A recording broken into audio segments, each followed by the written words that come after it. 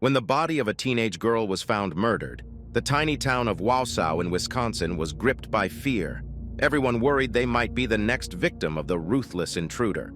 But if the motive was money, why didn't he take it? The stories of the suspects only puzzled the detectives further. They wondered, was this merely a show to conceal what was really happening behind closed doors? Or was it genuine grief over the loss of a loved one? Until they found a startling clue that could put the final nail in the killer's coffin. Saturday, May 2nd, 2009, began like any other day for the emergency services in the quiet town of Wausau, Wisconsin. Although it was expected to be an uneventful day, a call came in at 1:30 p.m. A woman reported that her neighbor had asked her to call an ambulance for his brother's girlfriend. She was lying on the floor of their apartment with a throat wound and cuts all over her body. The police officers dispatched to the scene hoped the woman was mistaken, as the situation often turns out to be less severe than the caller describes. But not this time. Several people were waiting for the officers in the parking lot of the apartment complex. One of them stepped forward and led them to the apartment. It was 19-year-old Hugo Ramirez. The young man could barely form sentences due to how much he was crying and shaking. Hugo was about to show the detectives what had shocked him so much. The officers would not soon forget this scene either. Entering the apartment, they walked through an unremarkable living room and kitchen and approached a small hallway. Hugo pointed to the bedroom at the very end on the left. Even before stepping into the room, the officers were stunned by the sight that met their eyes. The drying blood was everywhere, on the carpet, on the belongings, and of course, on the girl lying in the center of this bloody scene. Hugo informed them that the girl's name was Brianna Schneller. Brianna lay on her back, her mutilated face covered with a towel. There were deep wounds on her neck and across the upper part of her torso. Cuts on her arms indicated that she had fought for her life, but the killer had overpowered her. Now the police needed to hurry. Journalists were already surrounding the crime scene, and it was crucial that Brianna's loved ones did not learn of her death from the news. By the time the officers contacted the Schneller family, they already knew something had happened at the apartment where the girl lived and that someone had died. But they didn't know that Brianna was the victim. Her parents had been trying to reach her without success. They were informed of the news at the station. Afterward, they were asked to identify Brianna from photographs taken at the crime scene. Even after confirming it was her parents, Craig and Lori, and her brother Rocky, still couldn't believe what had happened. Despite their unspeakable sorrow, the family members tried to provide the police with as much information as possible about Brianna and the details of her life leading up to the murder. Craig and Lori explained that Brianna's life was much like that of her peers. She was finishing school, working part-time as a waitress in a restaurant, and enjoyed spending her free time with friends. She loved shopping, dancing, and music. Moreover, Brianna was looking forward to a trip to Tennessee that summer, where she was to present an important project for a renowned non-profit national organization of professional and technical student leaders. Brianna was the only person in the entire state of Wisconsin who met all the criteria to participate in this event. To the family, what had happened made no sense. As Craig explained, she didn't have a single enemy. Her relationship with her boyfriend, 22-year-old Sebastian Ramirez, Hugo's brother, was wonderful. The couple had met a couple of years ago and had been inseparable since. During this time, the parents had gotten to know the young man well. Naturally, they had concerns when Brianna decided to move in with him at 18. They worried that she was growing up too fast. But Sebastian truly loved their daughter, so they accepted her decision. After high school, she planned to pursue higher education in restaurant management and dreamed of opening a restaurant with Sebastian. She genuinely enjoyed working in the restaurant business, and she was loved by her colleagues and customers. The girl's parents also helped the police narrow down the time frame of the attack on Brianna. Her mother, Lori, was the last person to speak with Brianna a few hours before the body was discovered. That day, Lori had taken her daughter's car to the auto shop to fix the brakes and had texted her daughter at 10 a.m. Thus, the attack occurred sometime after Lori spoke with her daughter at 10 a.m. and before Hugo found her at 1:30 p.m. While the detectives were speaking with the girl's parents, forensic experts found several clues at the crime scene. First of all, an iron lying on the floor near Brianna caught their attention. Various parts of it were scattered on the floor, and there was blood on the iron, suggesting the killer might have used it as a weapon. In the bathroom sink were two knives, one of which was missing its sharp tip. Blood was found on a bar of soap nearby, indicating that the killer had taken the time to wash the knives and their hands, but had missed leaving a bloody shoe print on the mat. Further examination of the apartment revealed two more interesting points. First, there were no signs of forced entry, and second, nothing seemed to be missing. This was especially curious because cash was scattered throughout the apartment. Various bills ranging from $1 to $20 added up to a considerable sum. If a robber had broken in for money, they would have taken it. Thus, the evidence at the crime scene indicated that Brianna herself was the target of the attack. The autopsy confirmed this conclusion. The most crucial information the medical examiner shared with the detectives was that the girl had fought for her life, and the killer's DNA likely remained under her nails. Skin samples found under her nails were sent for analysis. Overall, the autopsy confirmed what the investigators already suspected. The attack was unprecedented in its brutality and the attacker's fury. Brianna had been struck on the head with a blunt object, likely the iron found near her body. The attacker also slashed her throat with a knife and inflicted so many stab wounds that the pathologist couldn't accurately count them. The knife wounds were particularly severe, and at least 2 of them were fatal enough to kill her within a minute. The tip of one of the knives found in the sink was discovered in one of her wounds. Usually, such a savage attack indicates that the killer must have felt uncontrollable rage towards the victim to inflict so many injuries. But who could have harbored such strong feelings toward Brianna? The police knew of at least one person they needed to speak with immediately. Sebastian was brought to the station along with his brother, but they were placed in separate interrogation rooms so their statements could be compared later. Sebastian explained that he woke up around 9:15 a.m., an hour before he was due at the Mexican restaurant where he and his brother worked. The restaurant, El Tequila Salsa, was about 3 kilometers from the apartment, a 10-minute drive. The young man took a shower and chatted with Brianna, as she didn't need to go to school on Saturdays. Hugo had overslept, so his brother had to wake him up just before leaving the house at 10 a.m.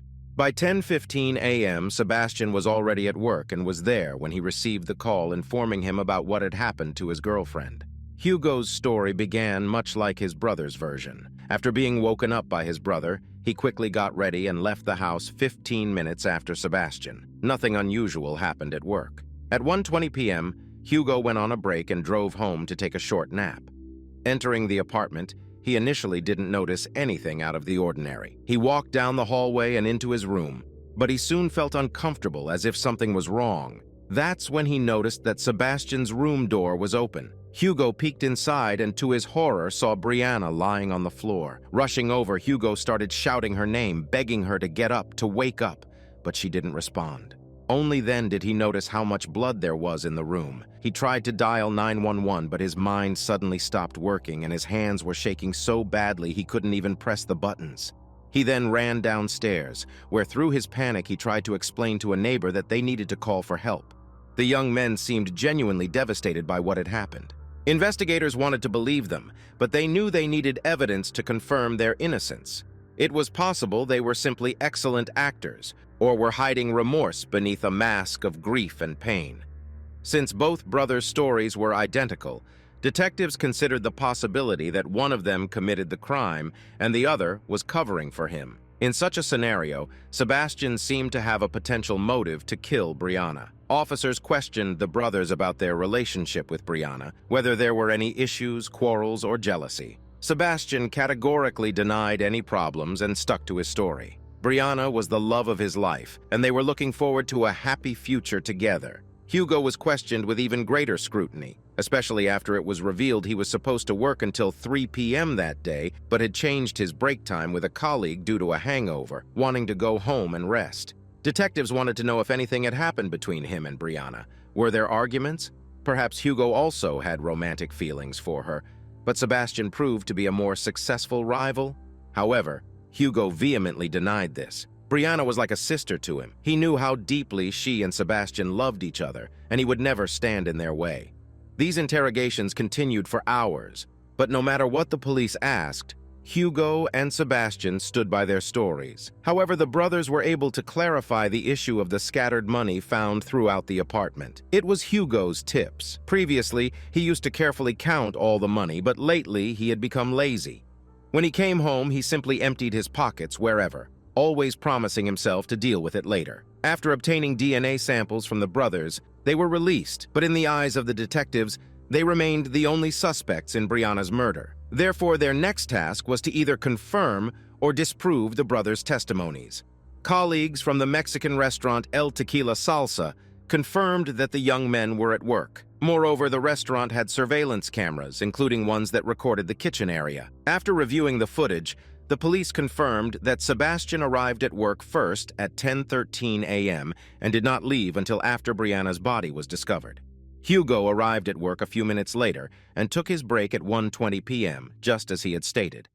At the same time, the detectives were following another lead. Their conclusion that nothing had been stolen from the apartment had been hasty. Although the money and valuables were indeed left behind, the police had not found Brianna's phone. Like any teenage girl, Brianna always kept her phone with her. Moreover, she had exchanged messages with her mother at 10 a.m., so she definitely had it with her before the murder.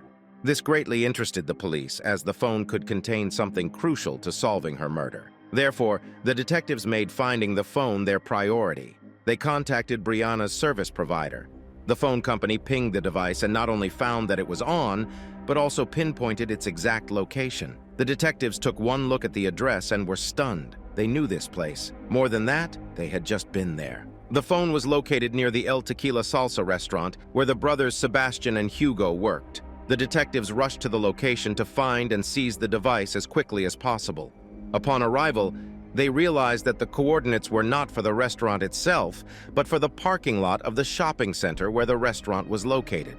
The police soon narrowed down the search area to the section where the dumpsters were.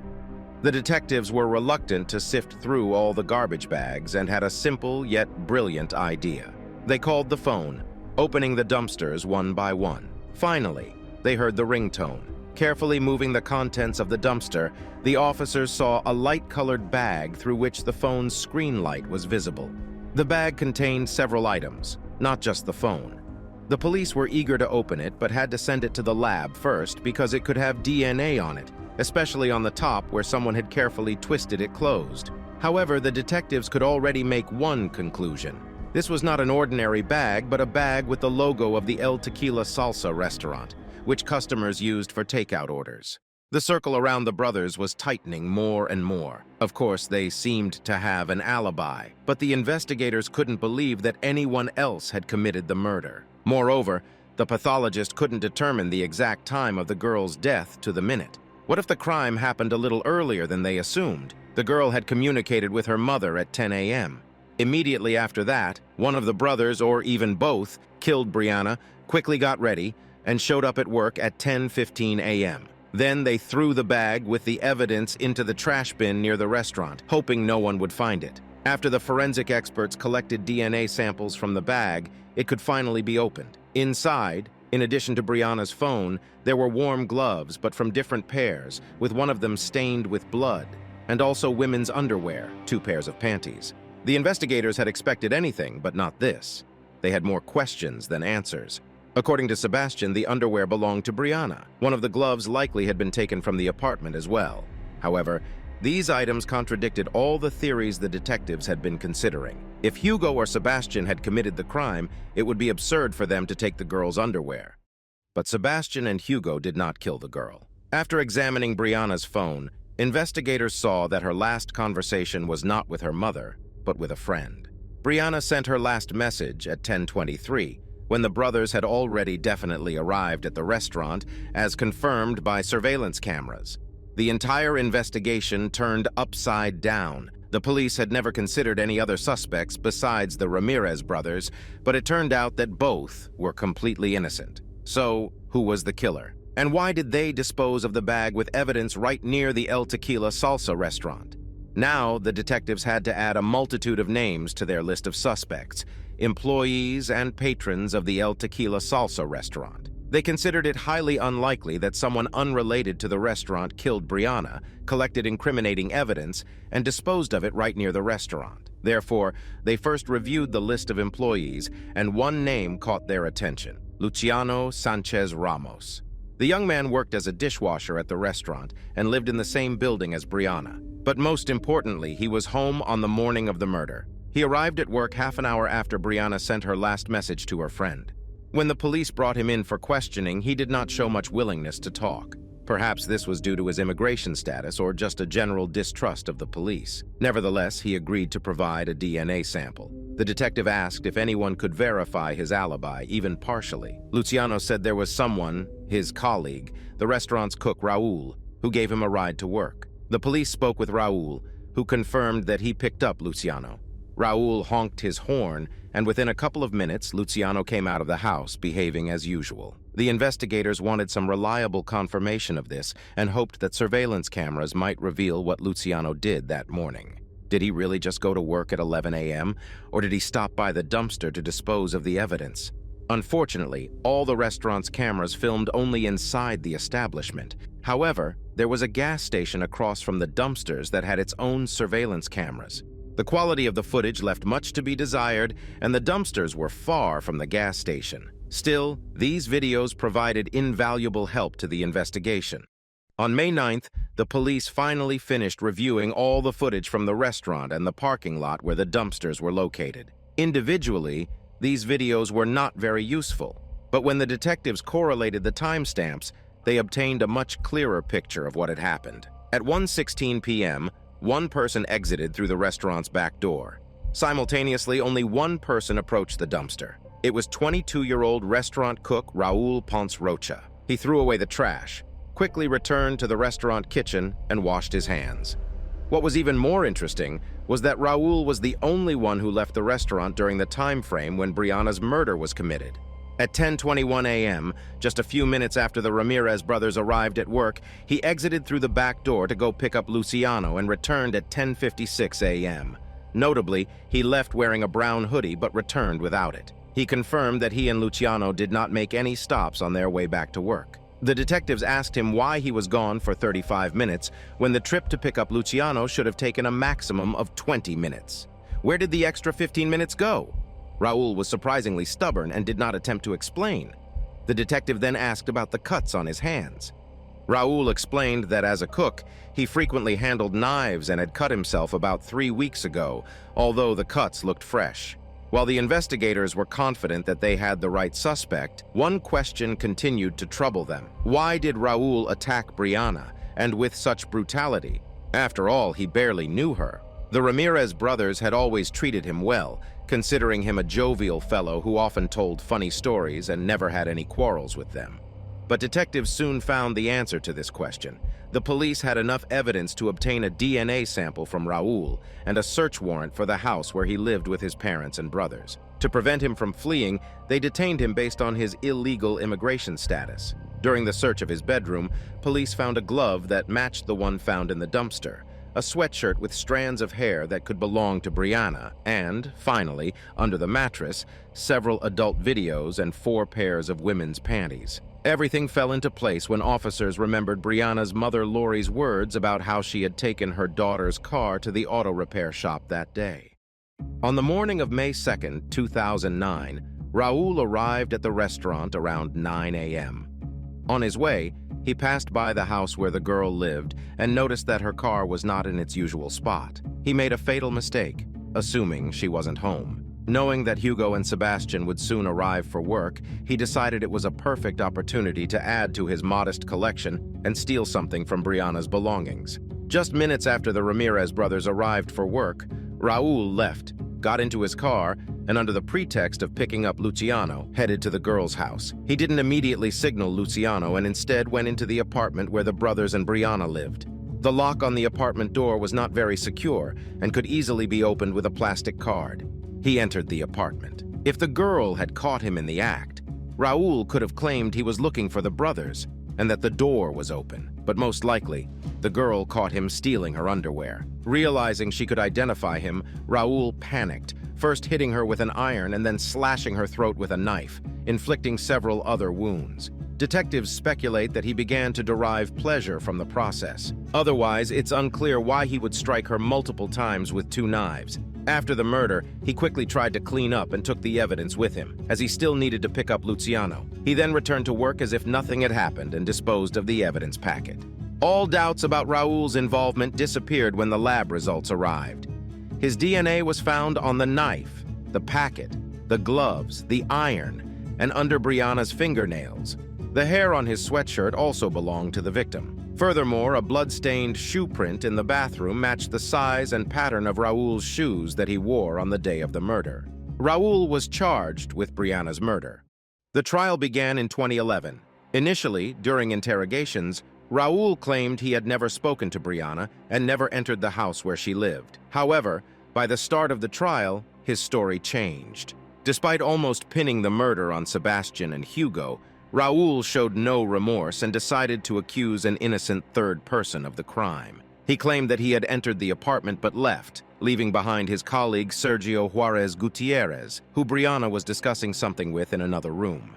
This statement could have planted doubts in the minds of the jurors because Sergio hastily left for Mexico, and Raul's lawyers were confident they wouldn't be able to question him. However, the police managed to contact Sergio in Mexico, and he was not pleased to hear that his name had been dragged through the mud.